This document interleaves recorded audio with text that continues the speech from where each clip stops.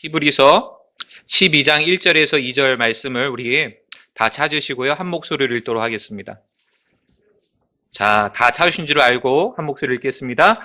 그러므로 증인들이 이렇게 큰 구름을 이루며 또한 우리를 둘러싸고 있으니 모든 무거운 것과 너무 쉽게 우리를 얽어매는 죄를 우리가 떨쳐버리고 인내로 우리 앞에 놓인 경주를 달리며 우리의 믿음의 창시자요 또 완성자이신 예수님을 바라보자. 그분께서는 자기 앞에 놓인 기쁨으로 인해 십자가를 견디사 그 수치를 멸시하시더니 이제 하나님의 왕자 오른편에 앉으셨느니라. 아멘. 2004년 아테네 올림픽에서 있었던 일입니다. 이미 금메달 하나를 획득한 상황에서 이관왕을 노리며 남자 소총 50m 3자세 경기에 출전한 선수가 있었습니다. 그는 미국의 유망한 사격 선수였던 매튜 에먼스였습니다.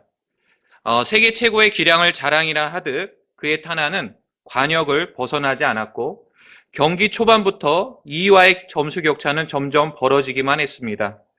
이제 마지막 한 발이 남아 있었는데 이미 많은 점수를 벌어진 상태였기 때문에 조금 실수한다 해도 무난히 금메달을 딸 수 있는 상황이었습니다. 에먼스는 차분히 호흡을 가다듬고 완벽한 자세로 마지막 탄환을 쐈습니다. 그 결과 그의 탄환은 관역의 정중앙을 꿰뚫었습니다. 그런데 이상하게도 관역을 맞췄다는 효과음도 들리지 않았고 전광판에는 에먼스의 점수가 0점으로 나타났습니다. 순간 사람들은 웅성거리기 시작했고 에먼스 역시 어리둥절한 표정으로 심판진을 바라봤습니다. 그리고 잠시 후 그들 모두는 매우 큰 충격에 휩싸이게 되었습니다. 왜냐하면 에먼스가 쏜 마지막 탄환이 자신의 관역이 아니라 옆 선수 관역을 꿰뚫었기 때문입니다. 결국 에먼스의 선수의 마지막 탄환은 0점으로 처리되었고 그의 올림픽 2관왕은 그만 물거품이 되고 말았습니다. 관역의 정중앙을 정확하게 꿰뚫을 정도로 에먼스의 호흡이나 사격 자세 또 방아쇠를 당기는 타이밍은 그 누구보다도 정확했습니다. 그러나 그는 선수로서 결코 저지르지 말았어야 할 큰 실수를 저지르고 말았습니다. 그건 바로 자신의 관역을 바라보지 않았다는 것입니다. 혹시 오늘날 예수님을 믿고 따르고 있는 제자인 우리도 이와 같은 중대한 실수를 하고 있는 건 아닙니까? 우리의 믿음의 삶 가운데서도 우리가 끝까지 바라봐야 될 그런 대상이 있습니다. 바로 우리 주 예수님이시죠. 그런데 혹시 우리는 우리가 마땅히 바라봐야 될 그 예수님을 바라보지 않은 채 자신만의 경험이나 실력만으로 우리의 신앙생활을 하고 있는 건 아니십니까? 한번 돌아보시기 바랍니다. 오늘 성경 말씀도 우리에게 우리의 믿음의 창시자여 또 완성자이신 예수님을 바라보자라고 말씀하고 있습니다.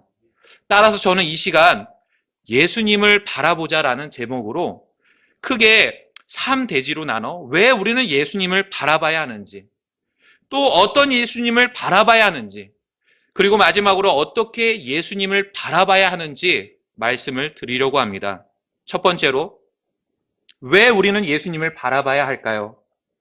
많은 이유들을 들 수 있겠지만 한마디로 압축해서 표현하자면 예수님만이 우리의 해답이시기 때문입니다. 이 세상을 살아가면서 우리는 얼마나 많은 문제들과 씨름하면서 살아가고 있습니까?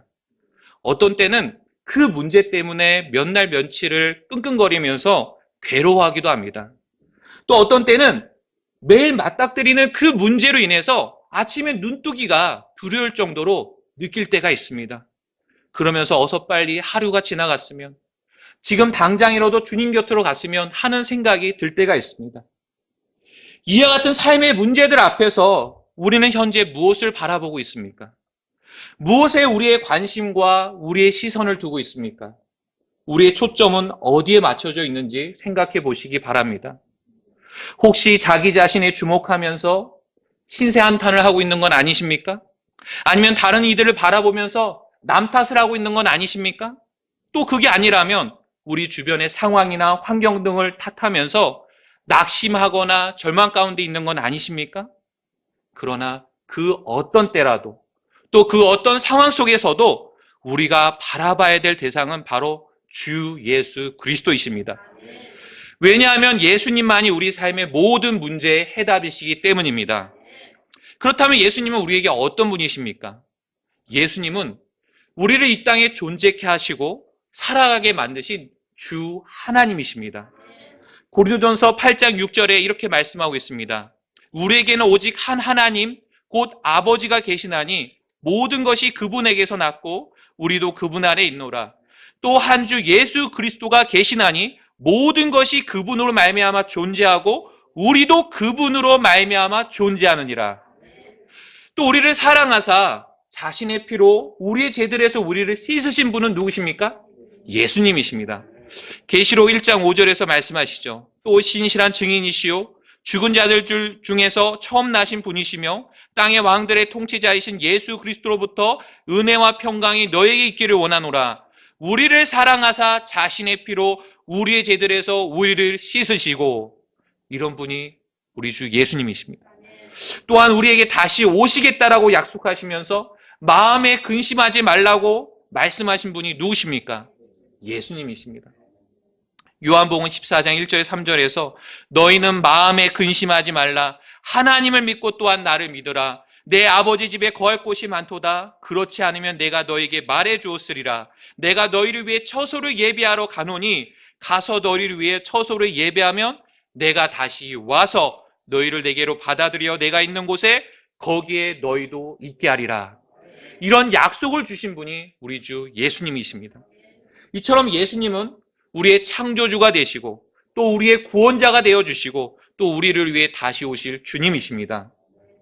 이와 같이 우리의 삶을 이끄시고 또 주관하시는 예수님을 바라보는 것은 선택의 문제가 아닙니다. 예수님을 통해 구원받은 사람이라면 또한 예수님의 제자라면 반드시 해야 될 일입니다.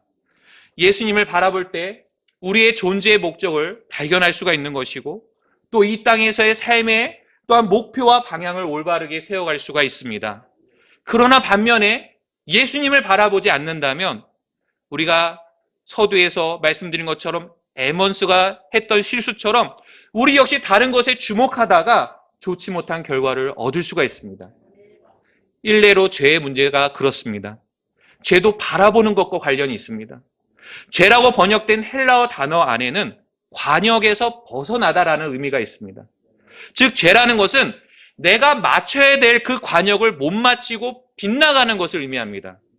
다시 설명을 드리자면 하나님께서는 우리가 이 땅을 살아갈 때 어떻게 살아야 될지에 대해서 명확한 기준을 정해 놓으셨습니다. 그 한 예가 십계명이죠. 그런데 이런 하나님께서 정해 놓으신 기준을 존중하지 않고 이 관역을 바라보지 않은 채 내가 내 자신만의 관역을 세워놓고 만들어놓고 그것을 맞추려고 하는 것이 바로 죄입니다.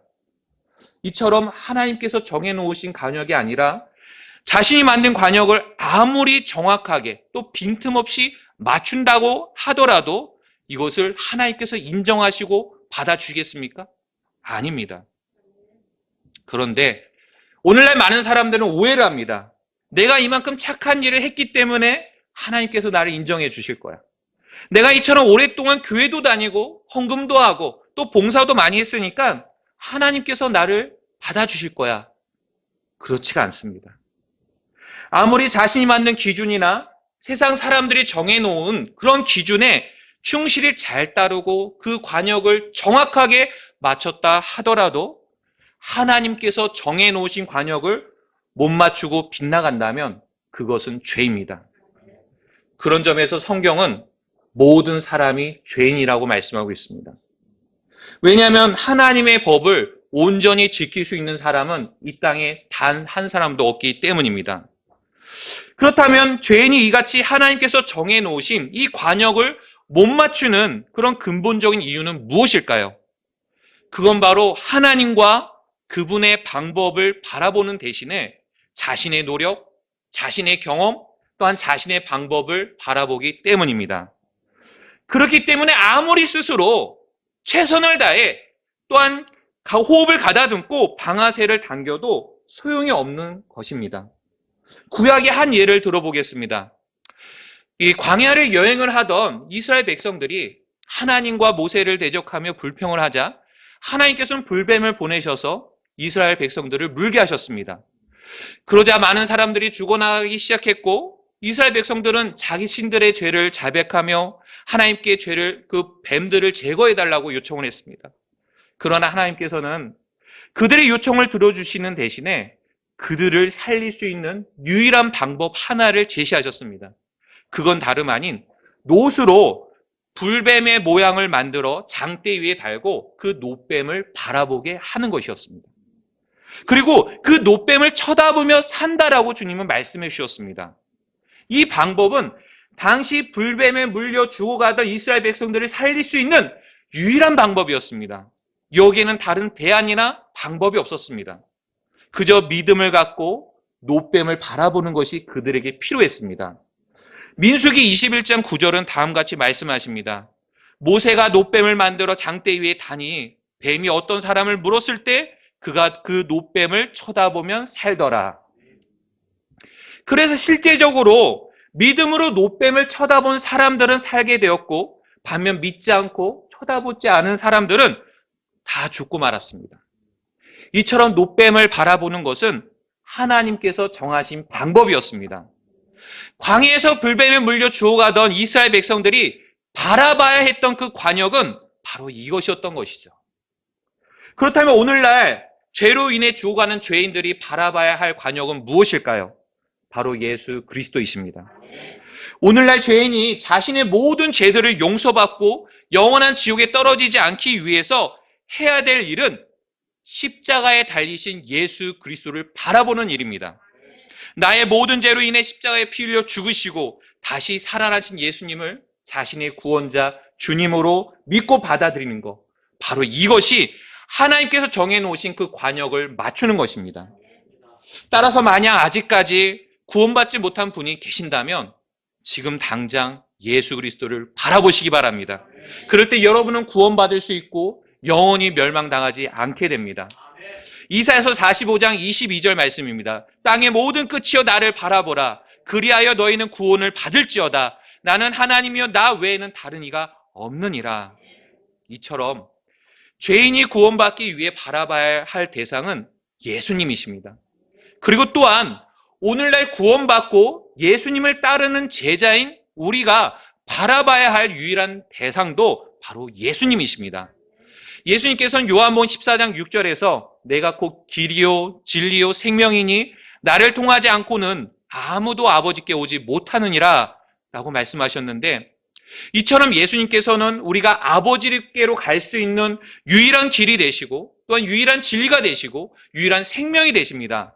그와 동시에 예수님께서는 제자인 우리가 이 땅 위를 살아갈 때 우리가 걸어가야 할 그 길이 되시고 또 우리가 따라가야 할 그 진리가 되시며 또 우리가 누려야 할 그 생명이 되십니다. 여러분들 그 사실을 믿으십니까?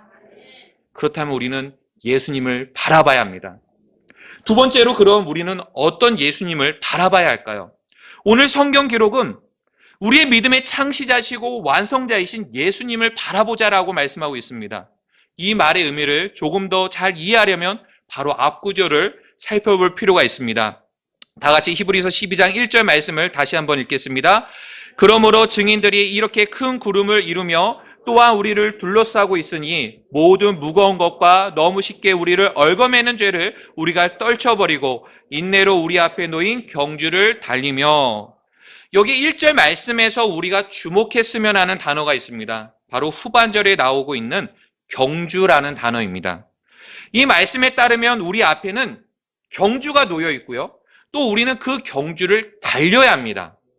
그리고 이 경주와 관련해서 우리는 2절에서 성경 말씀을 우리에게 권면하고 있습니다. 우리의 믿음의 창시자여 또 완성자이신 예수님을 바라보자.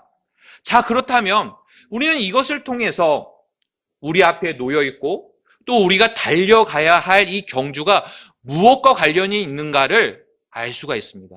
그건 바로 우리의 믿음입니다. 즉 우리가 참가하게 된 이 경주는 다름 아닌 믿음의 경주라는 것입니다. 이 경주의 특징은 믿음으로 시작하여 믿음으로 끝나는 경주로서 믿음을 통해 하나님의 은혜로 구원받은 모든 이들이 참가하게 되는 경주입니다. 우리 역시 예수님을 믿고 따르는 제자로서 현재 이 믿음의 경주에 참가하고 있는 중입니다. 여러분들 그렇게 믿으십니까? 우리 중에는 이미 자신의 경주를 다 마치고 지금 현재 안식하는 분도 계시고 이제 막 경주에 참가해서 달리기 시작한 분도 계실 것입니다.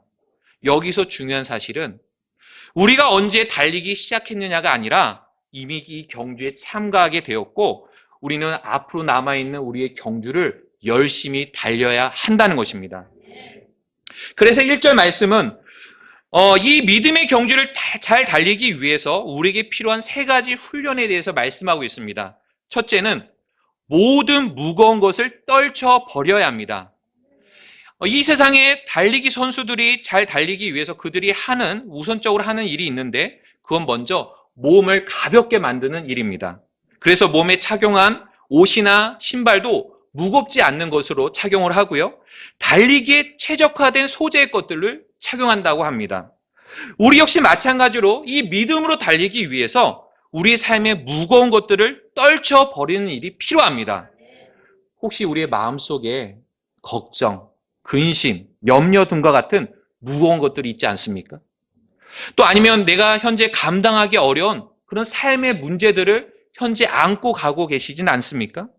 그렇다면 먼저 주님 앞에 내려놓고 주님께 모든 것을 맡겨 드려야 합니다. 그리고 나서 믿음의 경주를 달리셔야 합니다. 2번째로 너무 쉽게 얽어매는 죄를 떨쳐버려야 합니다. 죄는 우리를 너무나 얽어매는 습성을 갖고 있습니다. 그래서 한번 죄의 짜릿함을 맛보게 되면 계속해서 그 죄를 짓게 되는 그런 일들이 벌어지게 됩니다. 그러면은 어느새 그 죄는 우리에게 하나의 습관으로 자리 잡게 되고요. 그 죄로 인해서 자주 넘어지는 일이 발생하게 됩니다. 그러면 믿음의 경주를 달리기가 어려워지게 되고 힘들어지게 된다는 것이죠. 따라서 우리의 삶 속에 이와 같이 너무 쉽게 우리를 얽어매는 죄가 있다면 우리는 떨쳐버리고 우리의 믿음의 경주를 달리셔야 됩니다. 그리고 마지막 3번째로 인내로 달리셔야 됩니다. 믿음의 경주는요, 단거리 달리기가 아닙니다. 마라톤같이 장거리 달리기입니다. 단시간에 끝낼 수 있는 경주가 아니기 때문에 우리에게 필요한 것은 바로 인내입니다. 모든 경주를 마치는 그때까지 우리는 인내를 가지고 우리의 경주를 달리셔야 합니다. 도중에 위기도 찾아오고 시험도 찾아오고 또 여러 가지 장애물도 만나겠지만 우리는 인내를 가지고 이 경주를 달려야 합니다. 그리고 또한 성경은 우리에게 이 믿음의 경주를 잘 달리기 위해서 우리를 응원하고 격려하고 있는 수많은 관객들이 있음을 말씀해주고 있습니다. 그들은 이미 자신의 모든 경주를 마치고 쉬고 있는 믿음의 증인들입니다. 그들은 자신들의 삶을 통해 믿음을 증거하면서 자신에게 주어진 믿음의 경주를 다 마쳤습니다. 그들 중에는 히브리서 11장에 기록된 것처럼 믿음의 피의 헌물을 드렸던 아벨도 있고요. 또한 믿음으로 방주를 지었던 노아도 있고요. 또한 믿음의 조상인 아브람도 있고요. 믿음으로 살아갔던 이삭, 야곱, 요셉, 그 외에도 수많은 그런 많은 믿음의 증인들이 우리의 경주를 지켜보면서 응원하고 있습니다. 따라서 우리는 기죽을 것이 아니라 힘을 더 내면서 우리에게 주어진 경주를 달려야 합니다. 그런데 오늘 저희가 여러분들에게 강조하고 싶은 훈련이 있습니다. 무엇보다도 믿음의 경주를 잘 달리기 위해서 우리에게 필요한 것이 있는데 그건 다름 아닌 예수님을 바라보는 것입니다. 어떤 예수님을 봐야 되느냐? 우리의 믿음의 창시자시고 완성자이신 예수님을 바라보는 것입니다.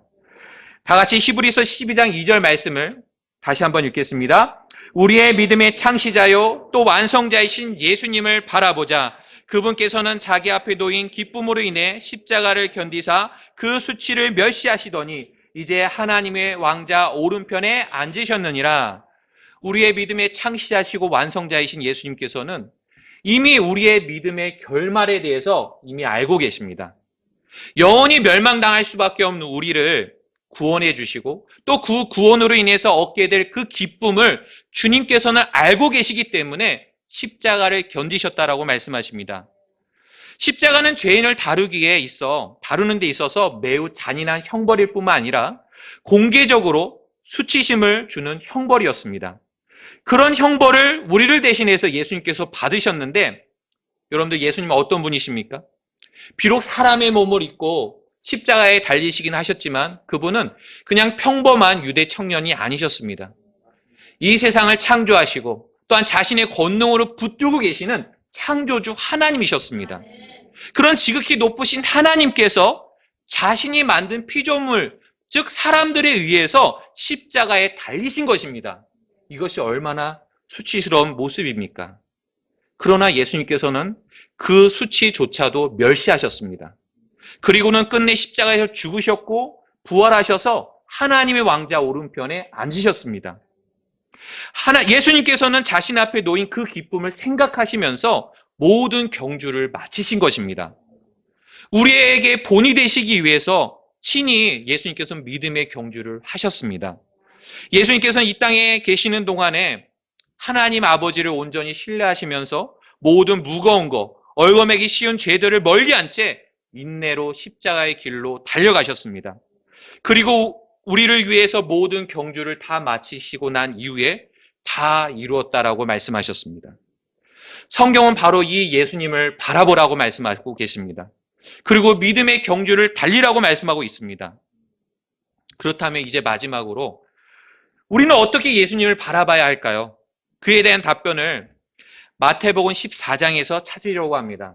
오늘 오전에 우리 송상기 형제님이 요한복음 6장 말씀을 하셨지만 또 마태복음 14장 말씀도 하셨지만 이 마태복음 14장을 보시게 되면요, 오병이어의 기적 이후에 예수님께서는 제자들을 앞서 배를 타고 바다 건너편으로 가게 하셨습니다. 그리고는 예수님께서는 산에서 홀로 기도하시다가 밤 사경, 즉 새벽 3시에서 6시 사이에 바다 한가운데에 있는 제자들을 찾아가셨습니다. 이때 주변은 칠흑같이 어두웠고 파도로 인해 배는 크게 요동치고 있는 상황이었습니다. 이런 상황 속에서 바다 위를 걸어오시는 그 예수님을 바라본 그런 제자들은 너무나 두려웠습니다. 그러자 예수님께서는 제자들에게 안심하라, 나니 두려워 말라 이렇게 말씀하셨고, 이 말을 들은 베드로가 이렇게 얘기하죠. 주여, 만일 주시거든 무리로 죽게 오라고 내게 명하소서. 이때 예수님께서는 베드로에게 오라고 말씀하셨고요. 여기서 참으로 놀라운 광경이 벌어지게 됩니다. 우리와 같이 평범한 사람이었던 베드로가 배에서 내려서요, 바다 위를 한 발짝 한 발짝 걸어가기 시작했던 것입니다.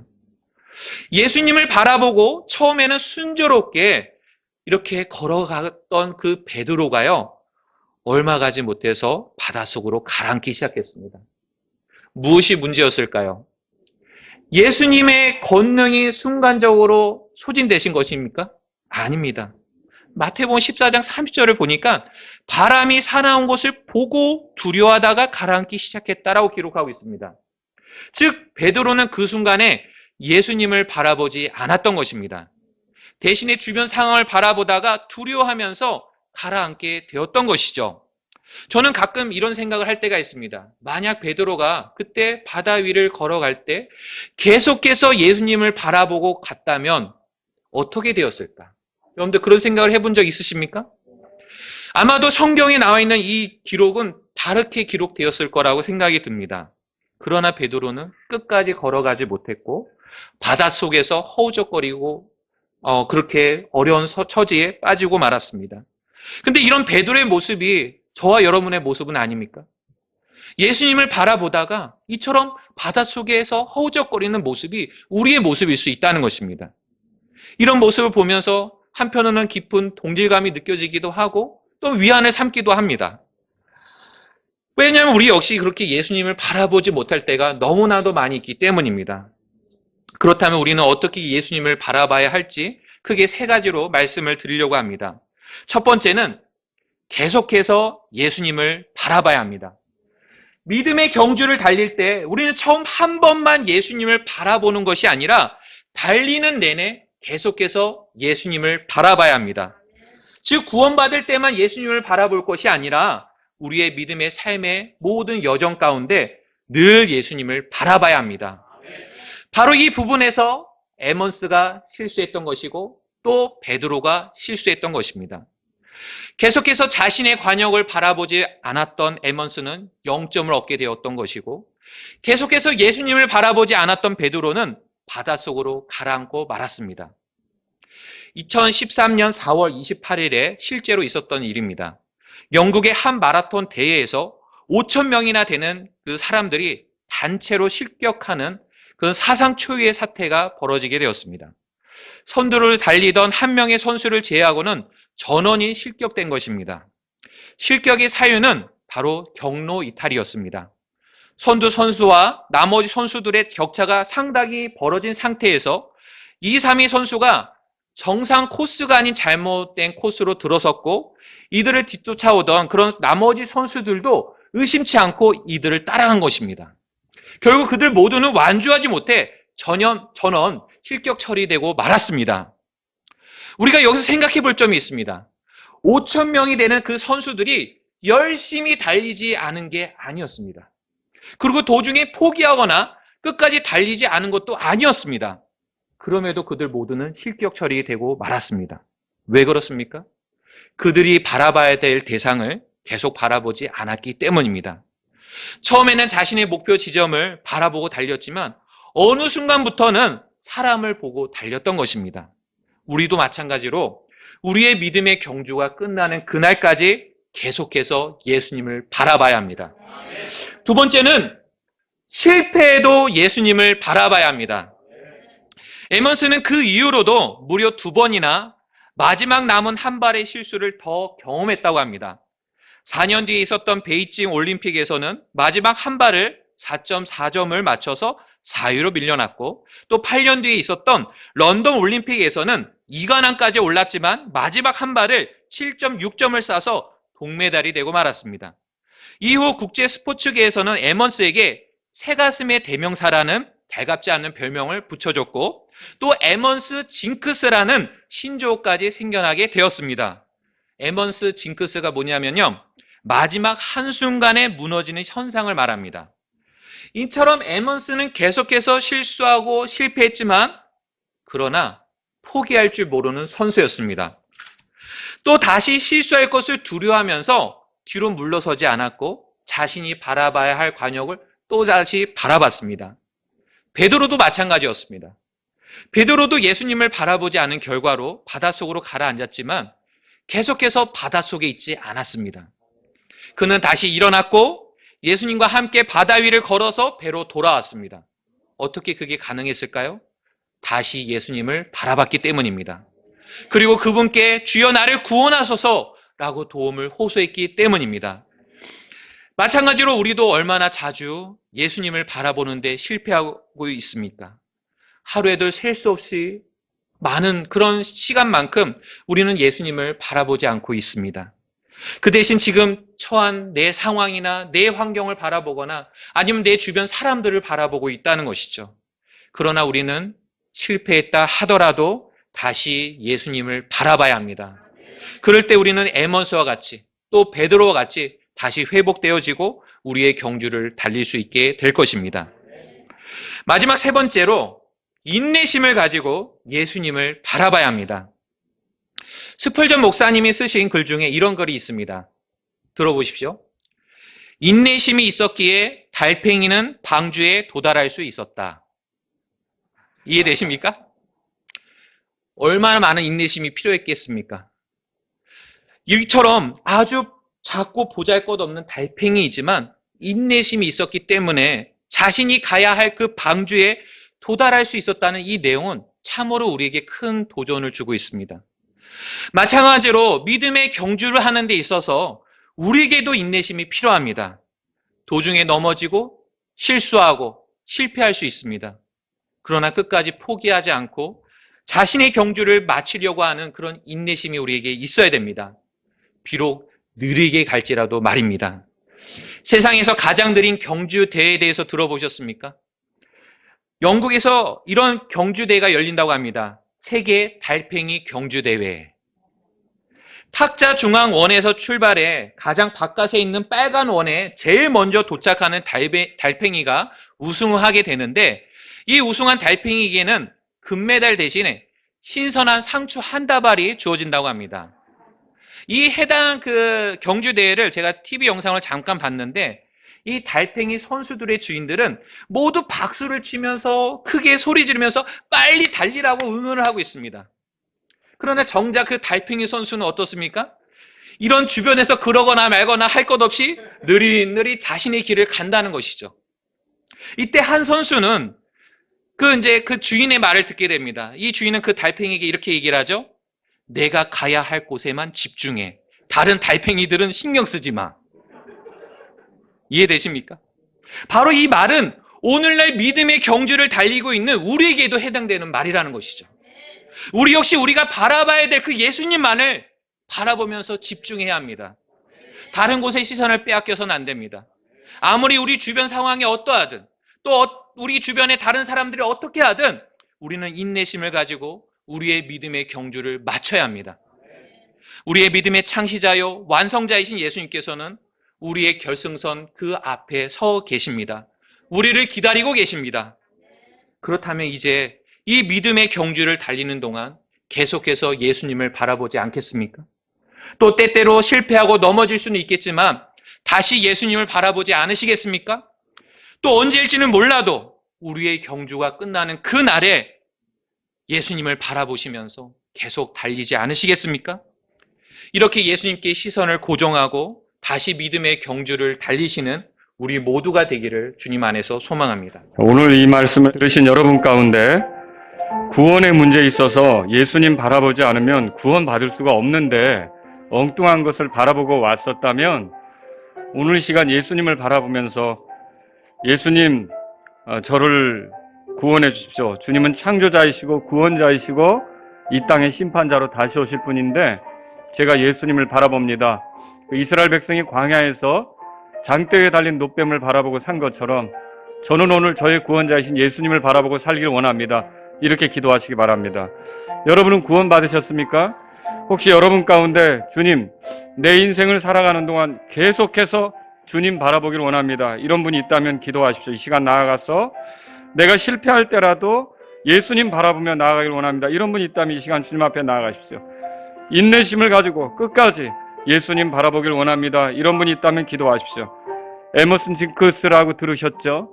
잘하다가 끝에 가서 엉뚱한 결말에 이르는 겁니다. 여러분, 우리가 지금까지 믿음의 경주로 왔는데 조금 있으면 예수님을 만나야 되는데 끝까지 예수님 바라보지 못하고 집중하지 못해서 이제껏 해왔던 것이 물거품이 되면 되겠습니까? 오늘 이 순간 주님, 저는 끝까지 예수님 바라보며 살기를 원합니다. 이런 분이 있다면 주님 앞에 나아가십시오. 믿음의 경주에 있어서 끝까지 예수님 바라보기를 원합니다. 이런 분이 있다면 이 시간 주님 앞에 나아가서 기도하십시오.